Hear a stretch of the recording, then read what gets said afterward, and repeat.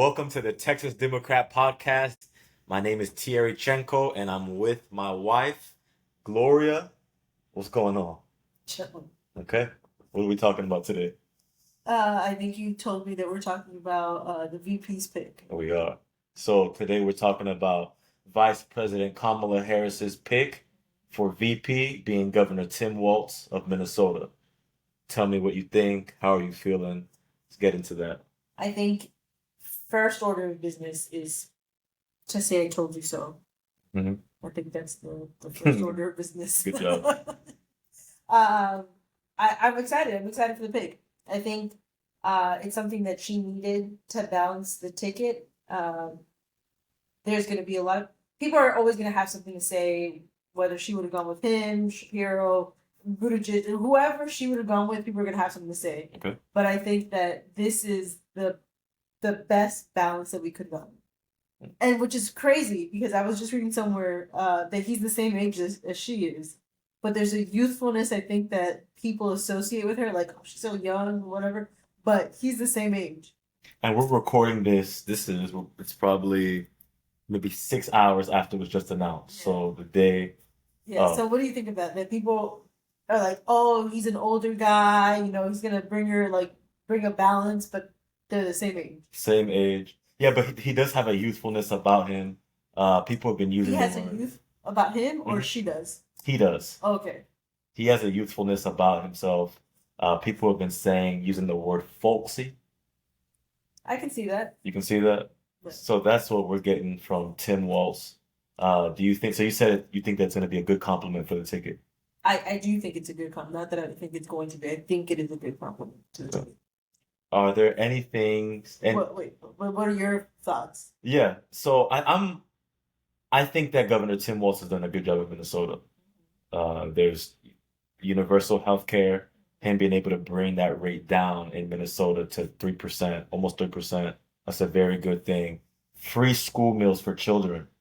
Is it breakfast and lunch? Breakfast and lunch for kids in Minnesota. I think that's something that we've talked about. That's something that would be really good here in Texas that we don't have. We're not going to have it for a while. Well, don't say that. Hopefully with the current government that we have and the people that are representing us, we're not going to get that. Yeah. Paid family leave. Great. Another really good thing that he's been able to do up there. Yeah. And so those are a couple of the things that I'm really happy that we have someone on the ticket that has a record of actually doing things to make people's lives better. Because those are a lot of the things that I want done here in Texas. That's really immediately where my brain went is, man, that would be really good to have a vice president that has a record of getting things done for people. And I think more importantly, in a tangible way, yeah. Right? Not just you get things done for people that are eventually going to help them. Mm-hmm. I think when you provide kids free meals, breakfast and lunch, that's a tangible thing. It's a very tangible thing. Kids can go to school hungry, or even during the summer, and you and I have talked about that, how kids that depend on going to school to eat, that's difficult. That's right. And the parents don't have money to feed them. And yeah, so that in a tangible way, you're making people's lives better. And that's awesome. And contrasting that with what we have in Texas on each of those things. So when you look at paid family leave, they were able to get that done in Minnesota. Here in Texas, there's no law mandating employers to have paid family leave. Whether it's education, they've been able to increase funding for public schools. But stick there for 2 seconds. Mm-hmm. No paid family leave, but you want to, Republicans in the state want to say that they're pro-family, man and wife, children, all of that. But then you don't have paid family leave. So you're saying, cool, a woman's going to have a baby, she has to go back to work immediately because it's not protected. It's not something that's given to all women, and even dads, right? Giving dads the option to be there with the wife for 6 weeks, 8 weeks, whatever it is that they're able to get. Some of them have to exhaust their vacation time, all of that. I think it's just hypocritical to say that you're pro-family and all of that, but don't support paid family. Absolutely. I think hypocritical is the right word. You can't be pro-family, but then on the back end, you're not finding ways of being able to support families when they have a child. Yeah. So paid family leave, we don't have anything enforcing that for companies here in Texas. When you look at universal health care, They have about a 3.8% uninsured rate in Minnesota, one of the lowest in the country. Here in Texas, it's almost at 20%, which is the highest in the country. Yeah. So think about a contrast like that. How many times have we gone around the state and people are like, man, health insurance, I don't have it. I'm worried about. I mean, your mom doesn't have health insurance. That's right. That's right. Right. And for the longest time, my mom didn't have health insurance. Right. And you could be having a pain, like you used to talk about on the campaign, have a pain in your stomach and say, you know what, I'm just going to drink this ginger ale, make this soup, and hope that it goes away. Make it work. Yeah, hope it goes away. Like yeah, sure, because you can't afford it. If you go to the hospital in emergency room, like that's not, because what they're going to do is they're going to treat you as they should, right? Triage the situation at the emergency room.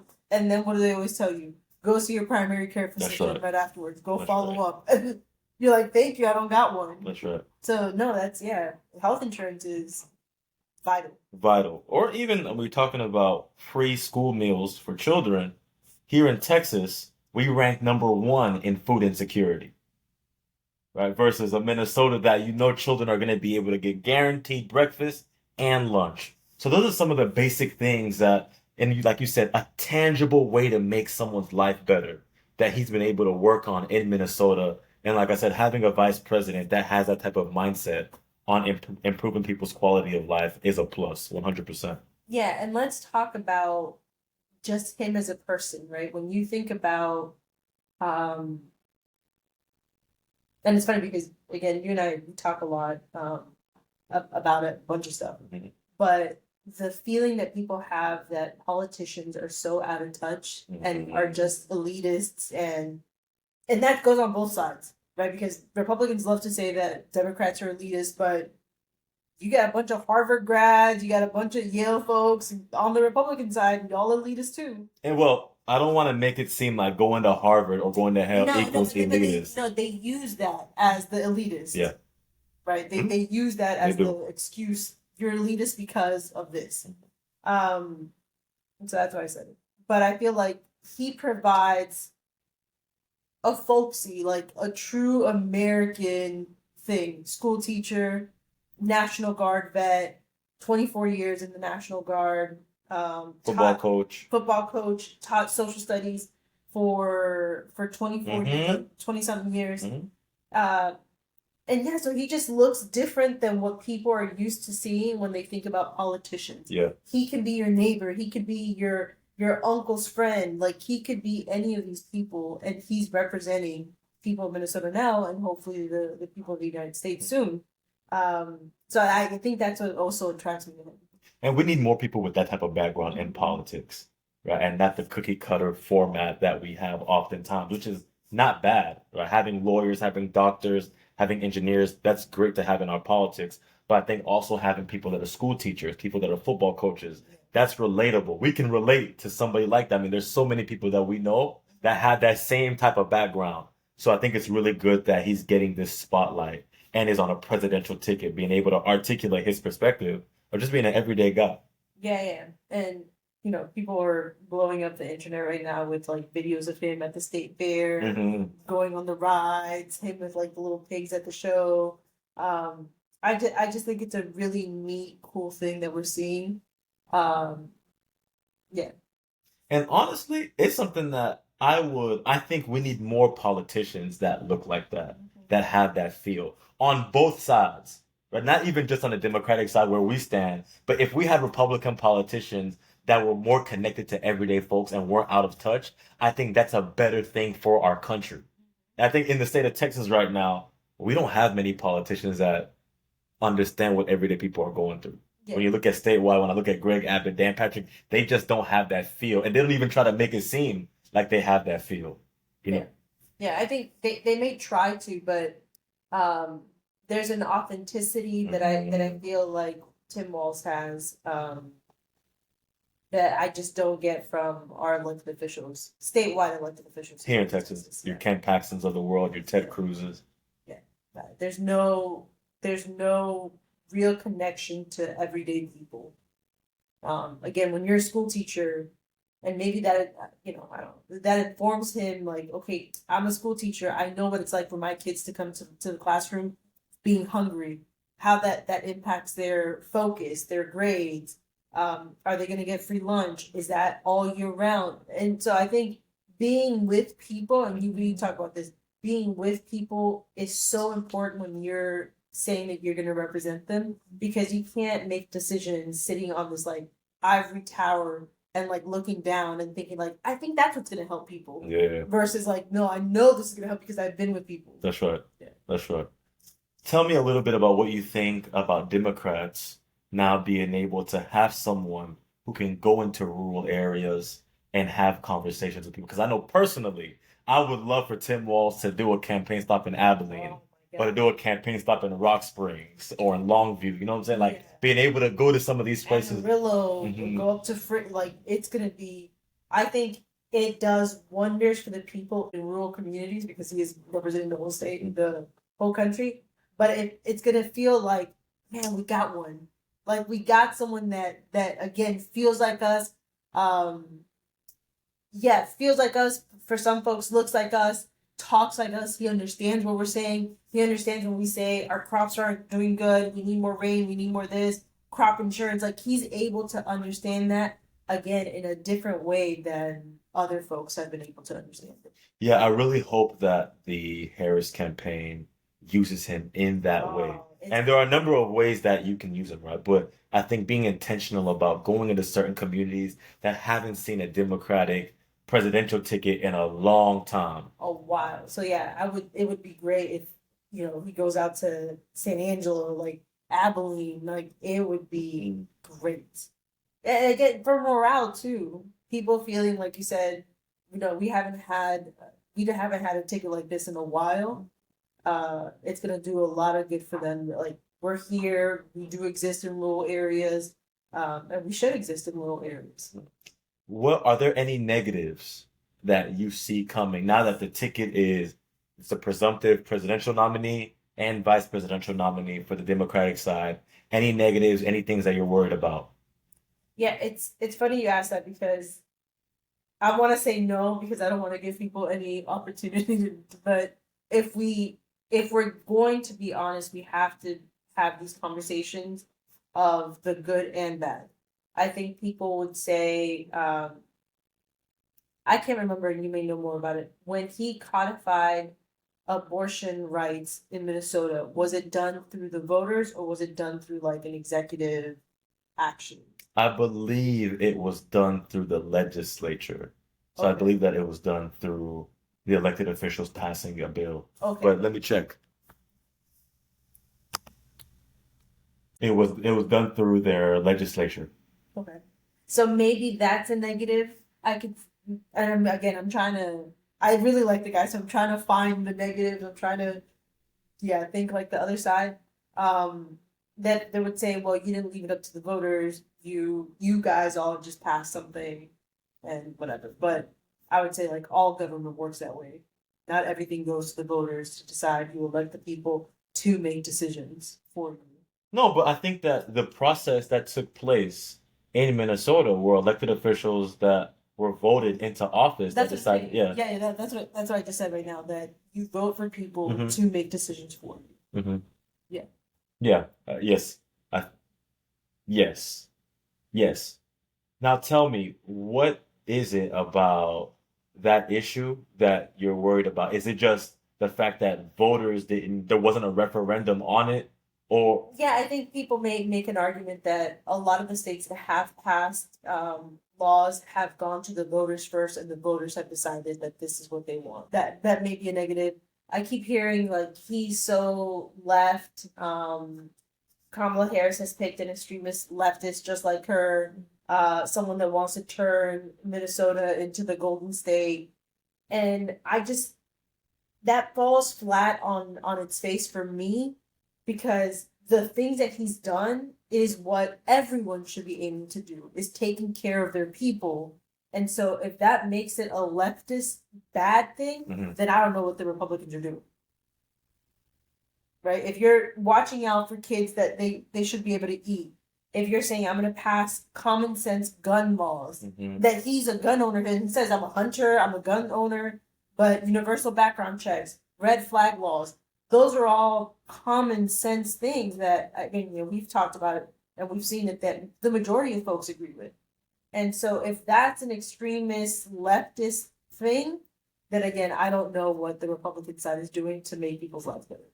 It's a good point. I've always said that I think that it would benefit us, even in the framing that we have on these issues, to sometimes take it out of what's left or what's right and just talk about the issue and what's actually going to make people's lives better. And now, however it's classified, you can classify it. So if giving kids in schools breakfast and lunch, if that's a leftist thing, then you can go ahead and call it that. If making sure our public schools are funded and that we have better performance in our public schools, if that's a leftist thing, then cool, you can take that. Like, instead, allowing them to shape whatever narrative they want or whatever they want to call it, and being focused on doing the right thing, than being so focused on, okay, well, this should be titled a progressive thing. Yeah. This should be titled a liberal thing, because naturally human beings are careful with those type of labels. Someone that may be for passing universal health care and making sure that everybody has health insurance may not be for something that is titled as a liberal thing. Yeah. Or something that's titled as a progressive thing. Yeah, so, or a little more conservative leaning. And so, yeah, I agree. I don't think that we should put labels on it, but the way they want to paint it is, it's just all bad. But from what I see, the people in his state are better off because of the stuff that he's passed. And yeah, it's going to be really interesting to see how they try and frame it as this, like, especially him as a super progressive. I can understand Kamala if they do, because she was in California and people say California is all liberal, blah, blah, blah, whatever. But him, it's going to be really difficult for him. So I'll bring up some of the things that people have said will make him, someone that could be titled as a radical leftist. Okay. So you have the abortion law that he signed into place that people would say there was no limit on it, that's something that is out of step with the majority of the country. People have also said that as it pertains to the George Floyd riots in Minneapolis, that he kind of allowed things just to happen and there wasn't really a strict law enforcement presence there. So those are some of the things, just to make sure that we're being clear about why he's being called a radical leftist by the Republican Party. Not saying that it's merited or not, but those are things that we have to address. We have to address people feeling like Democrats don't care about law enforcement. In Minneapolis, you had many business owners that were frustrated by the response of elected officials because they felt like their businesses were not being looked out for. On abortion, whenever someone thinks that, okay, well, y'all don't have any limits on abortion, y'all don't articulate that, then that's something that's out of step with the way that I view the abortion issue. Those are things that are going to have to be talked about, and you're going to have to put people at ease with your perspective on the issue. Yeah, and I think that maybe it warrants another episode, but even talking about the abortion issue. Yeah. And we were with the group people that we know, and just us talking through it with them, and them not realizing abortion is a catch-all phrase, right? If you get a DNC because you're having a miscarriage, like I had a miscarriage, then that's an abortion. If you take the pill because your body didn't do it naturally, that's an abortion. If it's not a viable pregnancy and you have to have surgery, that's deemed an abortion. So yeah, we need a conversation around how we just use abortion as a catch-all when it's medical necessities. And my sense, I've always felt like we really need to change the way that we talk about the issue. But people would say if Texas has an extreme bill on the right, that Minnesota's bill would be the extreme bill on the left. Yeah. And so that's something that, as I said, that has to be explained and talked about so that people have a clear understanding of maybe that's where he stands. And if that's where he stands, I mean, he signed the bill into law, then you're going to get that type of pushback from Republicans that feel like you're a radical leftist because of your perspective on that. If you don't come out and really say, look, I stand by law enforcement, it doesn't mean that they shouldn't be held accountable, but I'm a supporter of law enforcement. If you don't come out and say that, then people are going to think that you're for defunding the police and some of these other things as well. Yeah, understood. Tell me a little bit now, as we get into this phase, heading into the convention, what are some things that you want to see? Even just you as a voter, what are some things that you'd want to see from the Democratic Party, or even some things that you want to see in this dialogue, in this election? Yeah, I think that I feel and maybe I'm biased, but I try not to be. I try to be as objective as I can be. But I think that we need to keep hammering the alternative too. And not so much the vote against, because during the campaign when you were running for office, you kept telling people it's not enough to just want to vote against Ted Cruz. What are you voting for? Mm-hmm. And that's so important. I mean, I think that excites people. If you can tell people we're going to give, free lunches and help people with their insulin cost. And we've gone to the doctor recently, and you see how much money it is and how quickly things can stack up. Like, Absolutely. you have a knee pain, okay, you got to go to this doctor. You have this, you got to go to the cardiologist, you got to whatever. And so things stack up for folks. And if you don't have a lot of disposable income, that's going to be hard. Even with insurance, it's hard to keep up. And so I think we have to find a way to say, this is what that side is for, but this is what we're for to make your life better. You should vote for this instead of against that. Yeah, absolutely. Even something like cutting taxes for middle class families.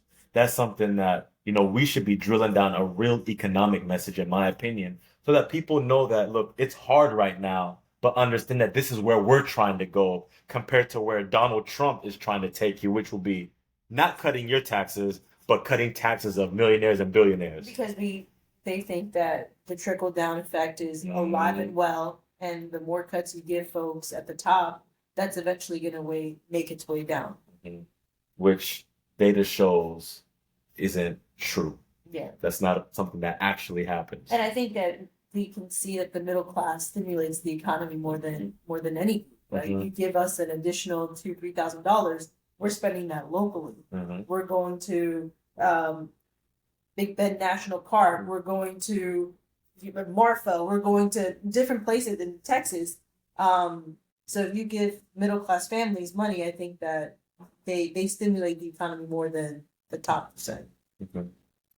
If you can tell me a little bit, what is it from, because we haven't actually talked since Donald Trump and JD Vance. And we've talked, we just haven't talked about that. Yes. So talk to me a little bit. We've talked a lot about Tim Walz on the Democratic side. Talk to me a little bit about JD Vance. Yeah, it's tough, man. It's tough. The stuff that has, and people would say like, oh man, that stuff was so old.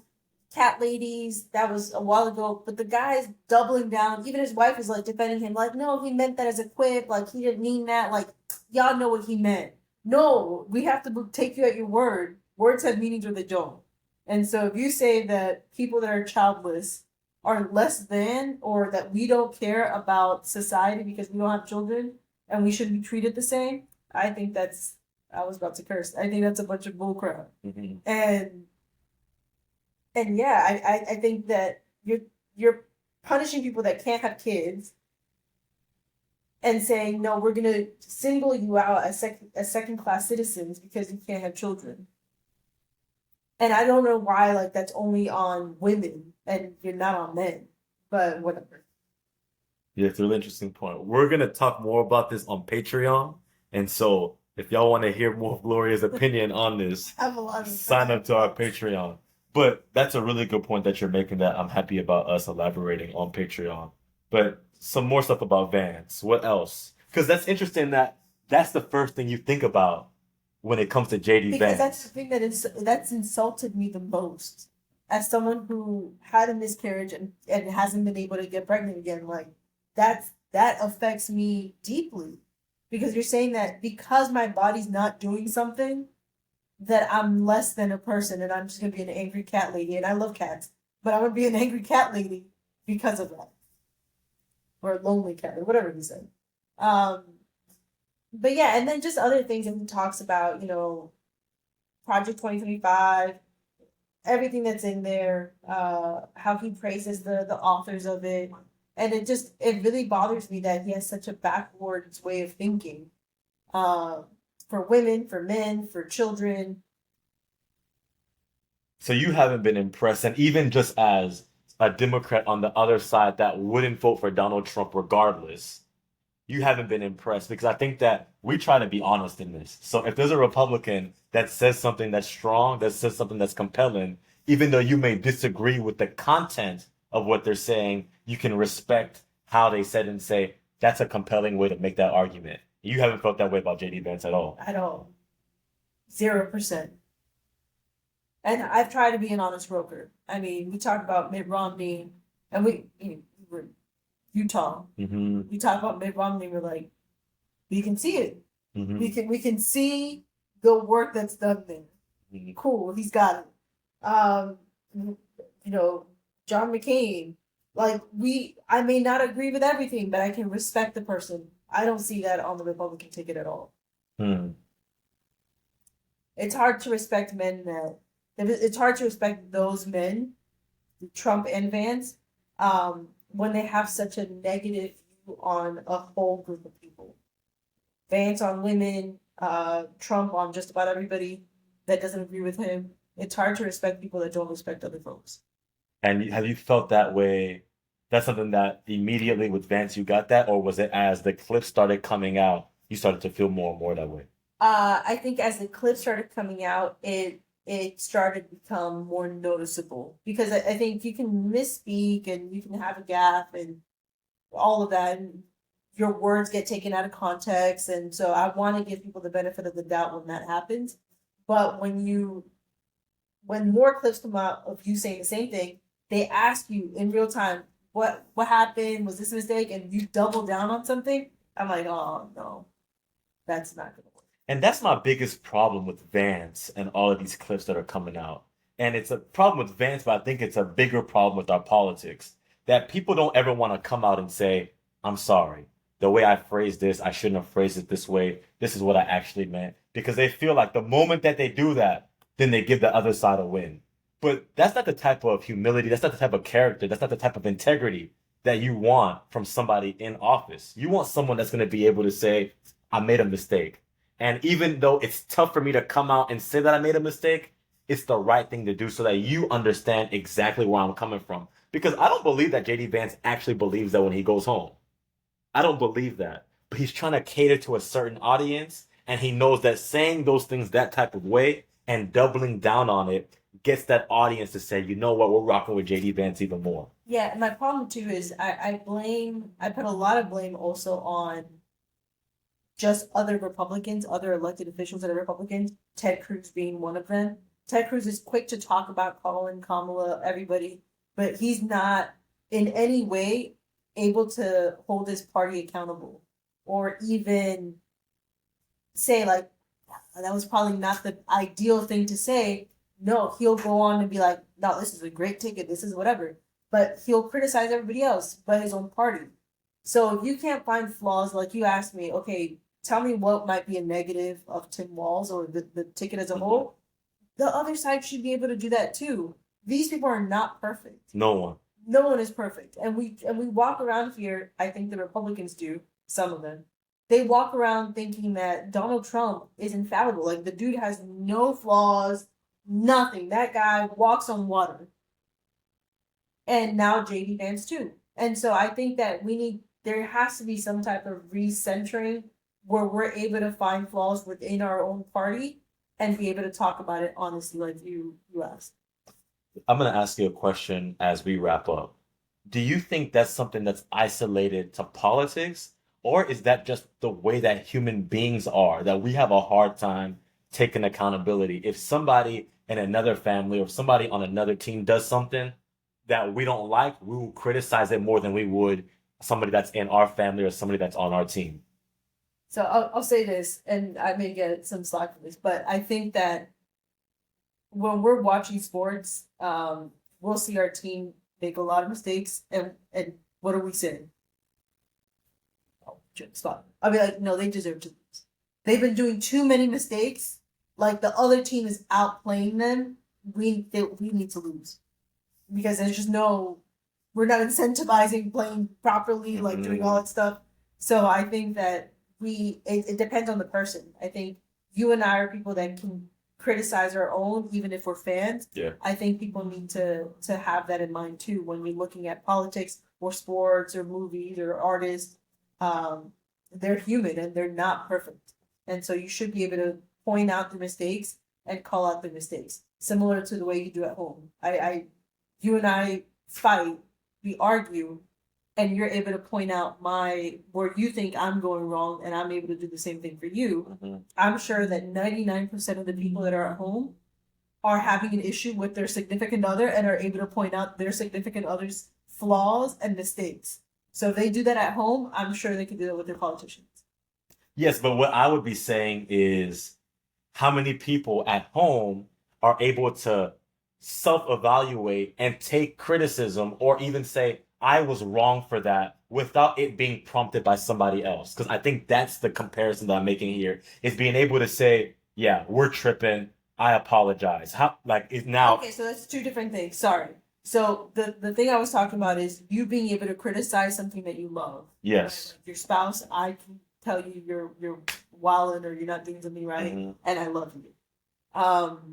But being able to do that, that's a hard ask, is we're asking people to go inside and say, I have an anger issue, I need to work on that, or I have a spending problem, I need to work on that, or I have an eating problem, I gotta work on that. That's a hard sell. People have to, that's a very personal thing, and people gotta do that work on themselves continuously. Because I think that's the actual comparison. That's the one that's more apples to apples, because it's very, very difficult for folks to be able to say, I apologize, that I'm wrong. Because whenever, let's say both of us, whenever we have an argument, you have your perspective that you're trying to hold and that you're fighting for. You're not really, you're not as worried about me and my feelings as you are about your own feelings, and vice versa, right? So it's being able to now step in, man, Thierry, I was tripping.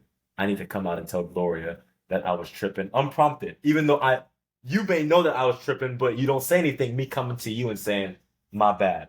And that is what I'm hoping we're able to get in our politicians, is being able to critique our own side, being able to critique ourselves like a JD Vance and say, my bad, I shouldn't have said it this way. I understand why people are taking offense to it. And I don't think that he believes that when he goes back home. But even if he does, just because you believe something doesn't mean that you always phrase it in a way that isn't offensive. Yeah. And so being able to understand that and at least being able to acknowledge that.